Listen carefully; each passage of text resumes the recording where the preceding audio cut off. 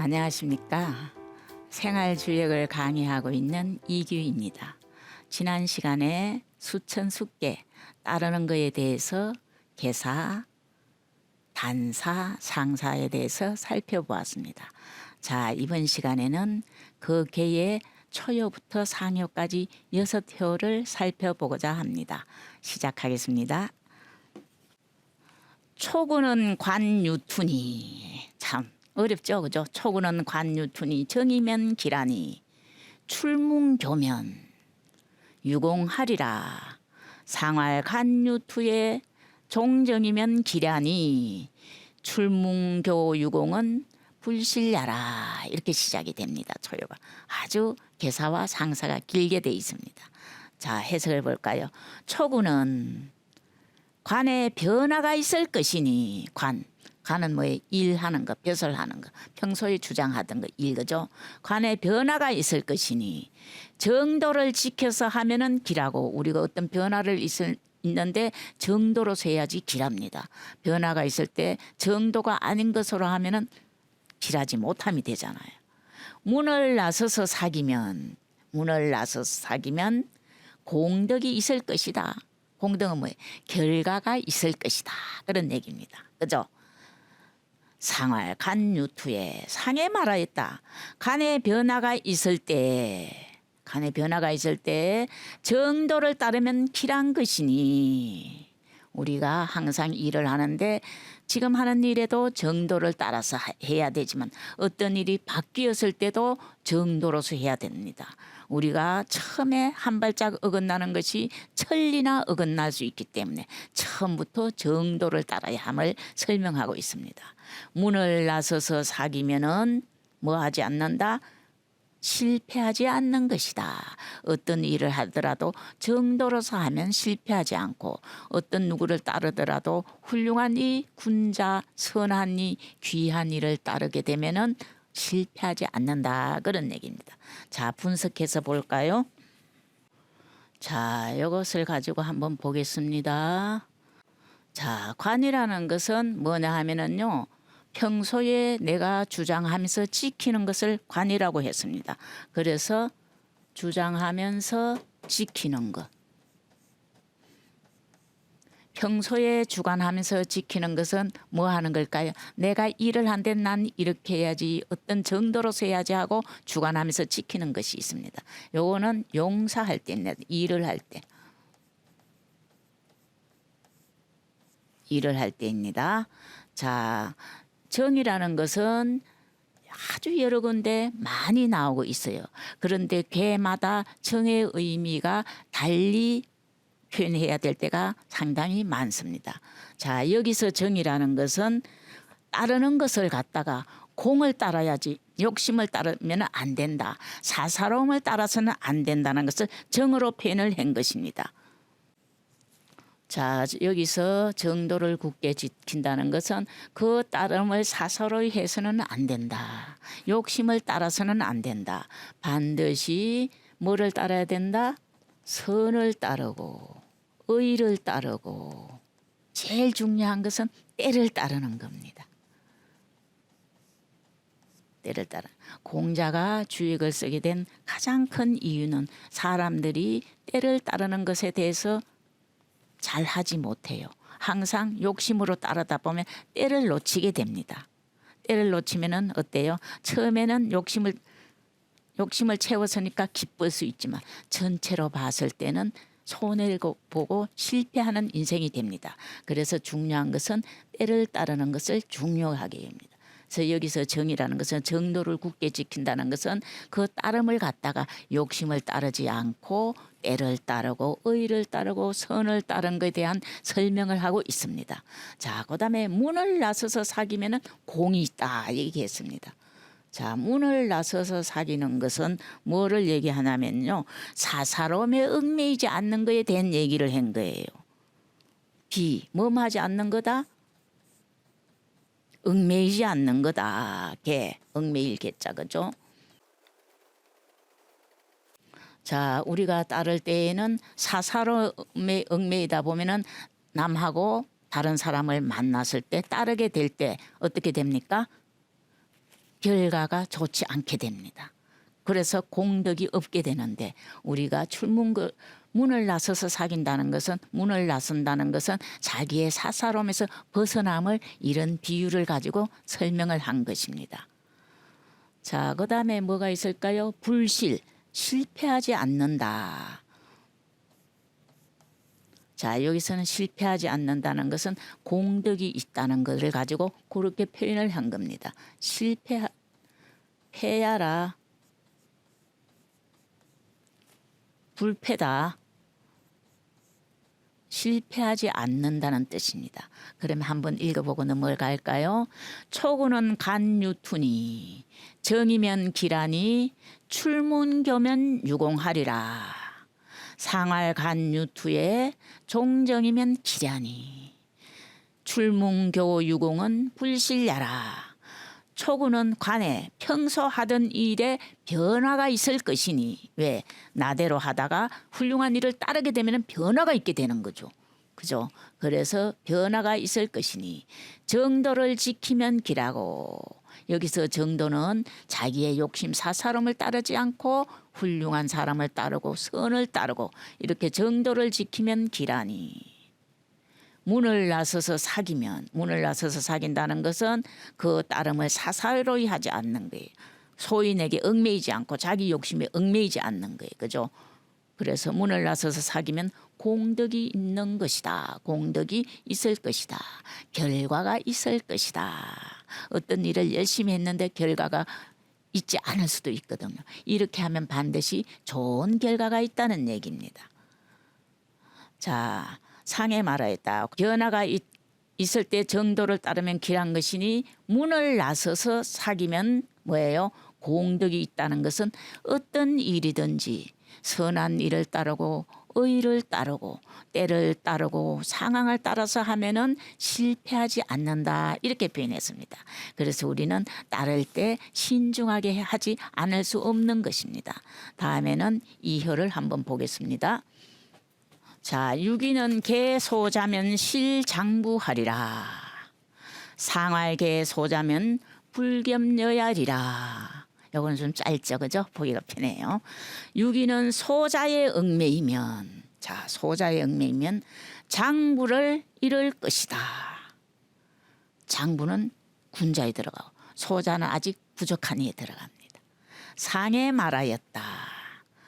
소자의 얽매이면 장부를 잃는다는 것은 아울러 친할 수가 없기 때문이다. 소인도 친하게 지내고 군자도 친하게 지내고 다 친하게 지낼 수가 없다. 왜 그럴까요? 우리가 소인을 가까이 하면은 군자는 저절로 물러가고 군자를 가까이 하면은 소인이 저절로 물러갑니다. 그래서 함께 친할 수 없음을 이렇게 표현한 것입니다. 자, 분석해 보고 싶습니다. 처혈을 가지고 말했습니다. 그렇다면 소자와 군자는 여기서 어떻게 표현을 했을까요? 소자, 군자, 소자, 양이면서 아래에 있는 것을 소자로 봤습니다. 자, 양으로서 아래에 있는 것을 소자로 봤으니까 뭐가 될까요? 소자, 초요가 됩니다.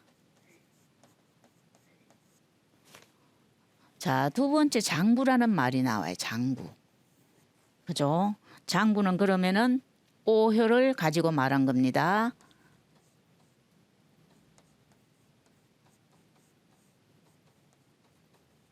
그렇다면은 소자와 장부는 상대로서 표현을 한 겁니다.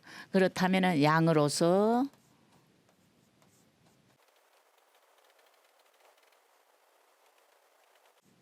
장부를 자, 여기서는 소자와 음과 양을 가지고 양이 아래에 있느냐 위에 있느냐를 가지고 소자와 군자로서 대비시켜서 설명을 하고 있습니다. 자, 그다음에 불겸여야 이런 얘기가 있습니다. 불겸여야. 자, 여기서 겸이라는 것은 아우르다. 겸은 병이하라. 아우를 병자입니다. 병의 뜻이 있습니다. 그다음에 뭐예요? 문자가 있어요. 여자가 있죠, 그죠? 여는 친의 뜻이 있습니다. 자, 그러면은 자, 여기서 소자 장부가 나오는데 소자라는 것은 양으로서 아래 있을 때를 소자라고 표현했고 양으로서 위에 있을 때는 장부라고 표현해서 대비시켜서 설명한 것입니다. 세 번째 있는 것은 불여겸야라 할 때 겸은 아우러다, 함께, 더불어 이런 뜻이 있고요. 여자라는 것은 더불다, 친하게 지내다 그런 의미를 가지고 해석을 했습니다. 자, 한번 읽어볼까요? 유기는 개소자면 실장부하리라. 상활 개소자면 불겸여야리라. 유기는 소자의 얽매이면은 자, 유기가 이효가 욕이 됩니다. 이효가 초효에 얽매이면은 초효를 좋아하면 음은 누굴 좋아합니까? 음은 양을 좋아하고 양은 음을 좋아하게 됩니다. 음이다 보니까 바로 옆에 양이 있으니까 좋아하게 되는 거예요. 그죠? 따르게 되는 거예요. 그래서 소자가 소자의 얽매이는 장부를 잃는 것이다. 장부라는 것은 오효를 얘기합니다. 오효.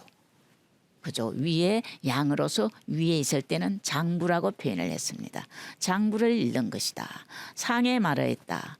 소자의 얽매이면 장부를 잃는다는 것은 요거는 생략이 됐죠. 장부를 잃는다는 것은 아울러 친할 수 없기 때문이다. 우리가 생활을 하는데 늘 소자를 가까이 하면은 군자가 다가오지 않습니다. 또 우리가 생활하는데 활동하는 데 있어서 군자를 늘 가까이 하고 친하면은 소자는 저절로 물러가게 됩니다. 내치지 않아도 저절로 물러가게 되는 거죠. 그래서 우리는 평소에 따르는 사람을 군자다운 사람을 따라야 됨을 이렇게 설명하고 있습니다. 자, 그러면 3효로 넘어가겠습니다. 육삼은 개 장부하고 실소자하니 수의 유구를 득하나 이 거정하니라. 상할개 장부는 지사하야라 이렇게 돼 있습니다. 자, 한번 해석해 볼까요? 육삼은 장부와 맺고 장부하고 합치고 장부를 따르고 그런 얘기입니다.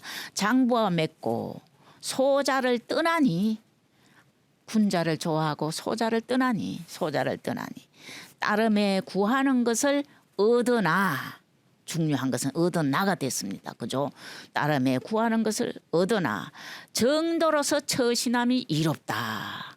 그렇지만 우리가 군자를 따르더라도 정도에서 벗어나면은 이롭지 못한 거예요. 상에 말하였다. 장부와 맺음은 뜻이 아래를 버리는 것이다.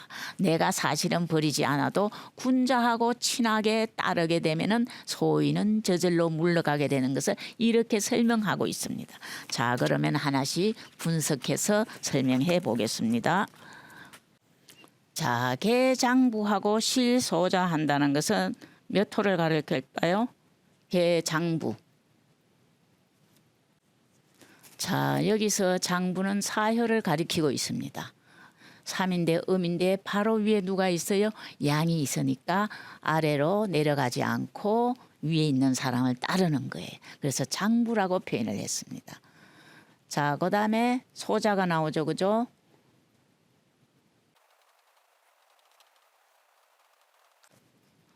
자, 사효도 양이고 초효도 양입니다.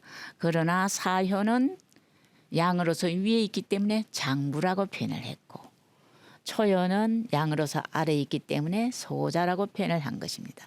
여기서 제일 중요한 건 이거정입니다. 이거정. 자, 이거정이 무슨 뜻이 있을까요? 이거정. 정도로서 처신해야 되는 것을 이거정이라고 했습니다. 자, 왜 무엇을 밝힌 거나 하면은요, 이 거정은 밝힌 것이에요. 무엇을? 자리가 마땅하지 않는 거예요. 또 어떤 게 있을까요? 뭐가 없어요? 사묘니까 중덕이 없어요. 또 어떤 경계가 있을까요? 자, 여기서 소자를 버리고 장부를 따라서 구하는 것을 얻으나 정도의 거함이 정도로서 처신함이 이롭다는 것은 왜 이런 조건을 달았나 하면은요, 무엇을 밝힌 것이다? 자리가 마땅하지 않고 양자리에 음으로서 왔다 그런 얘기입니다. 사면 양수니까 양이 와야 되는데 음으로 왔어요. 그죠? 양자리에 음으로 왔고 중덕이 없어요. 이효와 오효가 중위 가운데 자리라서 중덕이 있는데 사면은 중덕을 지나친 거예요. 그래서 중덕이 없고 그다음에 어떤 것이 있어요? 삼효와 사효는 정응이 아니에요. 옆에 있는 훌륭한 이에게 따르는 것이지 정응이 아니에요. 그래서 정응이 아니기 때문에 항상 따르되 요 세 가지를 가지고 뭐를 해야 된다? 마음에 가지고 정도를 지키려고 노력하면서 따라야 된다. 이런 경계를 말씀을 두신 거예요. 그죠? 지사하야라. 뜻이 아래를 버리는 것이다. 요거는 초효를 버리는 것이다. 여기서는 초효를 얘기합니다. 초효를 버리는 것이다. 자, 장부는 사효를 가르치고 소자는 양으로서 아래에 있는 초효를 가르치는데 제일 중요한 것은 이 거정이라 원하는 것은 얻어요. 그렇지만 어떻게 해야 된다? 자리도 마땅하지 않고 중덕이 없으며 나의 정응이 아니니까 항상 조심하는 마음으로 따라야지 원하는 것을 얻을 수 있다 하고 경계를 둔 것입니다. 다시 한번 볼까요? 육삼은 개장부하고 실소자하니 수의 구를 득하나 이거정하니라. 상할개 장부는 지사하야라. 육삼은 장부와 맺고 소자를 떠나니 구하는 것을 얻으나 정도로서 처신함이 이롭다. 제일 중요한 게 정도로서. 왜? 조건이 있다고 그랬어요. 그죠? 자리가 마땅하지 않고 중덕이 없고 정응이 아니기 때문에 그런 경계를 둔 겁니다. 상에 말하였다. 장부와 맺음은 뜻이 아래를 버리는 것이다. 이렇게 돼 있습니다. 자, 그러면은 사묘를 마치고 사효로 넘어가겠습니다. 자, 구사는 수의 유핵이면 정이라도 흉하니 참 어렵네. 그죠? 정도를 지키더라도 어렵다는 얘기예요. 정이라도 흉하니 유부하고 제도하고 이명이면 하구리요. 상할 수유핵은 기의 흉야요. 유부 제도는 명공야라. 분석합니다. 구사는 따름에 어둠이 있으면은 바르더라도 흉하니 정성을 가지고 정도에 있고 밝음을 쓰면은 무슨 허물이 있으리요. 밝음을 쓰면 조건을 달았어요. 상에 말하였다. 따름에 어둠이 있으면 그 의리상 흉한 것이요. 정성을 가지고 정도에 있어 허물이 없으면 명철한 공로이다. 이렇게 되어 있습니다. 한번 분석해 볼까요? 여기서 굉장히 중요하죠. 따름에 어둠이 있으면 얼마나 어려워요. 정이라도 흉하다. 이게 굉장히 어려운 말 아닙니까? 정이라도 흉하다. 따름은 뭐라고 그래서요? 따름은 종은 선을 따르고 윗사람을 따르고 의를 따르고 다 외워지겠죠. 계속 반복해서 나오죠. 그죠? 의를 따르고 때를 따르고 등등등등이 있겠죠. 이렇게 따라야 하는데 사효는 누구를 따릅니까? 사효는 누구를 따릅니까? 음은 양을 따르고 양은 음을 따릅니다. 자, 그렇게 봤을 때 사효는 가장 가까운 음이 삼효에 있습니다. 그래서 누구를 따르는 거예요? 아래를 따르는 것이 됩니다. 아래를 따르는 거. 따르는 데 있어서는 윗사람을 따르고 의를 따르고 때를 따르는데 종삼이라. 삼을 따르고 있습니다.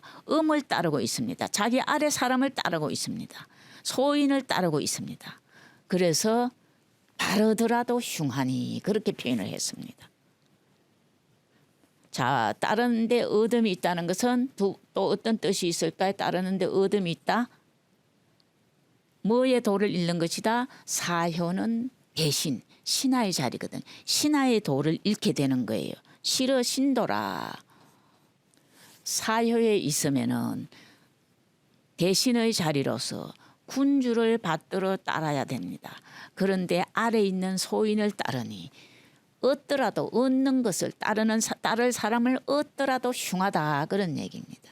어떻게 하면 될까? 이명이면 여긴 이는 쓰다 용, 밝음을 쓰면, 그런 얘기입니다. 자, 사효는 아내는 음이라서 음자리라 어둡지만 양으로서 왔기 때문에 그 밝음을 쓰면은 뭐 할 수 있다? 허물이 없다는 거예요. 도에 있다는 것은 신하의 도에 있음을 얘기하고, 밝음을 쓴다는 것은 뭐예요? 아래로 가지 않고 위로 가서 임금을 받들었을 때는 허물이 없다는 얘기예요. 그래서 이걸 한번 다시 읽어보면은요, 구사는 따르는데 어둠이 있으면 바르더라도 흉하다. 왜? 위 사람을 따르지 않고 아래 사람을 따르고 군자를 따르지 않고 소인을 따르기 때문에 그렇습니다.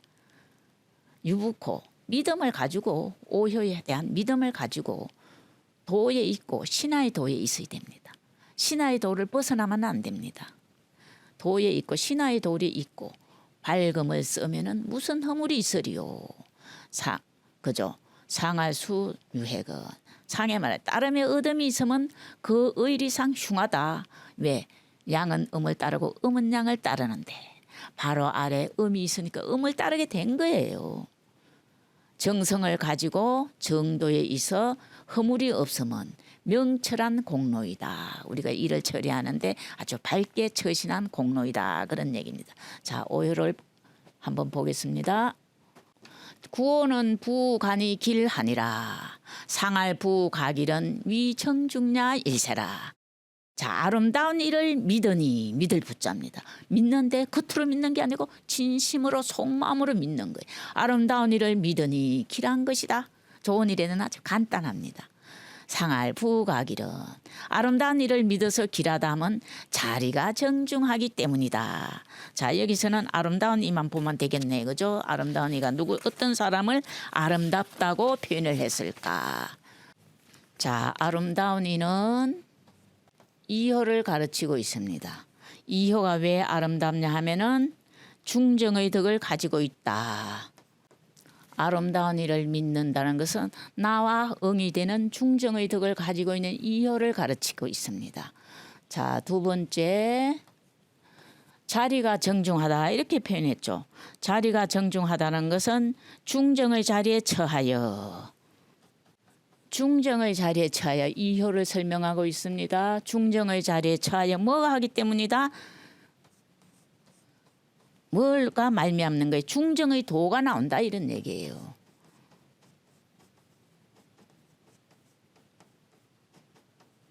중정의 자리에 처하여 중정의 도가 거기서 나오기 때문에 선한이라고 표현을 했습니다. 중정의 도는 선을 하는데 치우침이 없는 겁니다.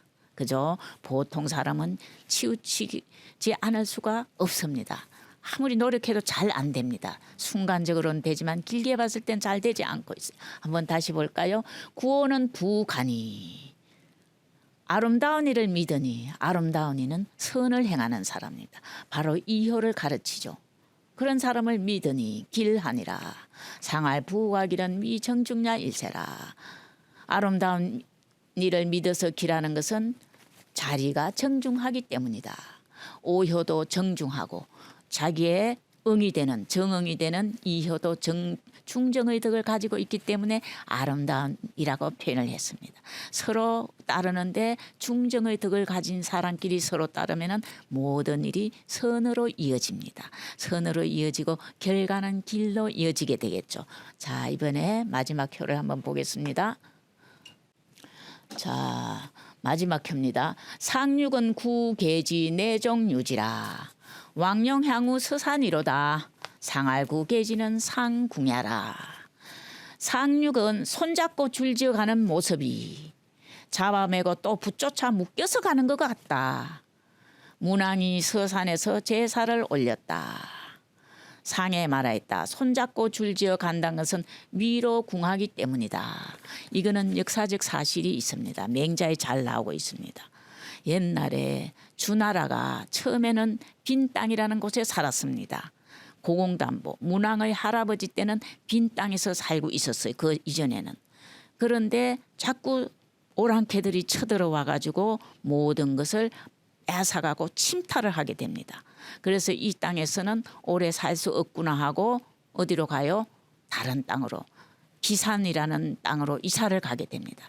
그런데 그 문왕 아버지 고공담보, 그다음에 문왕 아버지의 왕계, 이런 사람이 정치를 하는데 너무 훌륭하게 정치를 해가지고 백성들이 그 남아 있지 않고 서로 업고 이고 손잡고 가는 모습을 가지고 설명한 것입니다.